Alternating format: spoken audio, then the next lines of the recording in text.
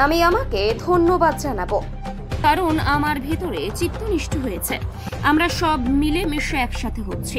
বারুণী মেলা একযোগে করা প্রসঙ্গে বললেন কেন্দ্রীয় জাহাজ প্রতিমন্ত্রী শান্তনু ঠাকুর। প্রচুর ভক্তদের সমাগমে উগ্রপন্থী ও জামাতদের প্রবেশের আশঙ্কা প্রকাশ করে বিএসএফ এবং রাজ্যকে সতর্ক থাকার বার্তা শান্তনুর।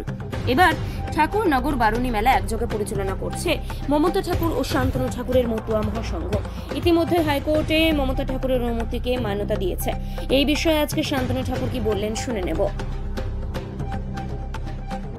ঠাকুরবাড়ির সদস্য, পাশাপাশি আপনি একজন কেন্দ্রীয় মন্ত্রী। ভারত সরকারের পক্ষ থেকে এই মেলা নিয়ে মতুয়া সম্প্রদায়ের মানুষের জন্য কী ব্যবস্থা নেওয়া হয়েছে? ভারত সরকার মাননীয় প্রধানমন্ত্রীজি, মাননীয় অশ্বিনী বৈষ্ণবজির নেতৃত্বে অগুন্তি ট্রেন দেওয়া হয়েছে, যেটা কিনা মানে ব্যাখ্যাতীত ব্যাপার। কেননা উত্তর ভারত থেকে, মধ্য ভারত থেকে, দক্ষিণ ভারত থেকে এক্সপ্রেস এসছে, প্লাস নর্থ ইস্ট থেকে একদম লামডিং থেকে ট্রেন এসছে ভায়া কুচবিহার হয়ে জলপাইগুড়ি হয়ে এসছে, এবং কতগুলো যে লোকাল আছে তা বলে ব্যাখ্যা করা যাবে না। তো আমি ধন্যবাদ জানাই মাননীয় প্রধানমন্ত্রীজি অশ্বিনী বৈষ্ণবজিকে, যাদের এই হৃদয়ে মানে মতুয়ারা আছে এবং যাদের হৃদয়ে প্রকৃত সেবা দেওয়ার মানবিকতা বা মানসিকতা আছে, যার জন্য মতুয়া ভক্তরা বিভিন্ন প্রান্ত থেকে এবারও সুনিশ্চিতভাবে সরাসরি ঠাকুরনগরে এসে পৌঁছবে। আরেকটা বিষয় যেটা হচ্ছে, একদম ঠাকুরনগরের পাশেই লাগোয়া বলা চলে বাংলাদেশ। বাংলাদেশের বর্তমান যা পরিস্থিতি, সেখানে দাঁড়িয়ে নিরাপত্তা, যেহেতু এখানে প্রচুর মতুয়া ভক্তরা আসবে। বিএসএফকে অলরেডি তৎপরতার জন্য বলা হয়েছে এবং স্টেট গভর্নমেন্টের পুলিশও যাতে তৎপরতা করে তার জন্য বলা হয়েছে। কেননা এত বড় একটা জমায়েত, এখানে যে কোনো উগ্রপন্থীবাদ, জামাতপন্থীবাদ এরা এখানে সমস্যা তৈরি করতেই পারে, কারণ এটা একটা ধর্মীয় আধারে মেলা হচ্ছে এবং সম্পূর্ণভাবে আমাদের সনাতনী কালচারে। তো আমি মনে করি যে স্টেট গভর্নমেন্ট এবং সেন্ট্রাল গভর্নমেন্ট উভয়কেই খুব ব্যাপকভাবে তৎপরতার সঙ্গে কাজ করতে বলা হয়েছে এবং তারা পালনও করবে আশা করি। এবার আসতে পারছে না, কারণ ভিতরে ভিসার একটা সমস্যা আছে এবং যেহেতু দ্বিপাক্ষিক একটা সমস্যার ভিতরে আছে দুই দেশ, যার জন্য এবার আর বাংলাদেশ থেকে আসছে না।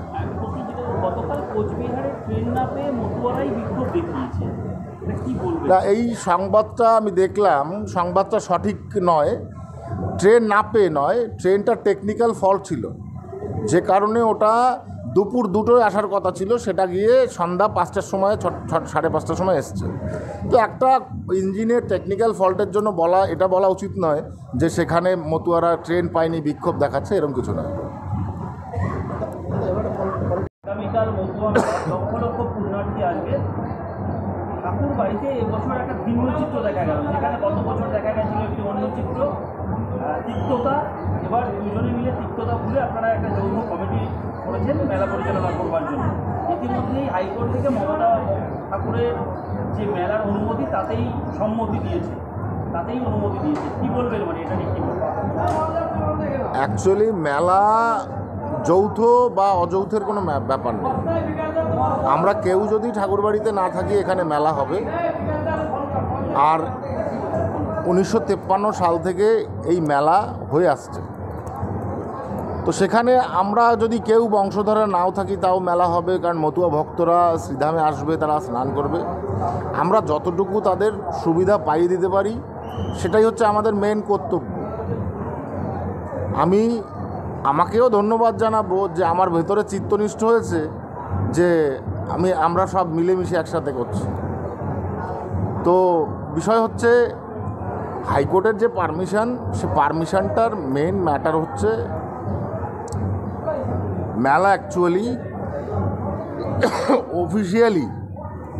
অফিসিয়ালি পেপারস কি হতে পারে, কার